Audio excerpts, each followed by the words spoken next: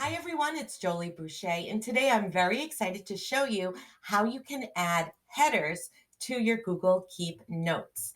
So here you can see I have two notes. One is about my evaluation, one might be about your to-do list for the day, and I'm going to create another note, things I need to take care of in the library. So I'm going to say maybe I need to read the books, and maybe I need to check on the books in quarantine. And then I'm going to click close. Now, you're going to see that this does not look very colorful. It looks kind of boring, but you can spice it up by adding some Google Keep headers. So I'm going to right click and spell check that word. Now, you may know that you can add items that you need to accomplish in your Keep note, and then you're just going to go to show checkboxes to add those nice checkboxes here. Okay, so you can see that this does not look as inviting and as colorful and as organized as it might when you add a header. So I'm going to add a header, and I create my Google headers in Google Slides.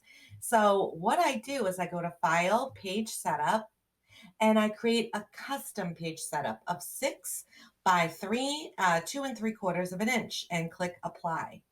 Now I add Bitmojis, you can add images, you can add text boxes. And once you have created the image for your header, you are going to click on the slide that has that image, and you're going to go to File, Download as a PNG image.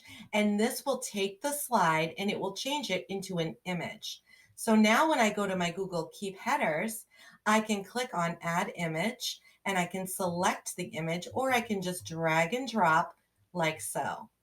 So now I have created a header, and this is how I like to do it. It helps me visually keep track of what I need to do, and it's super easy. So if you want the Google Slides template, I have also included that in our list of tutorials and resources. I hope you found today's tutorial helpful. Have a great day.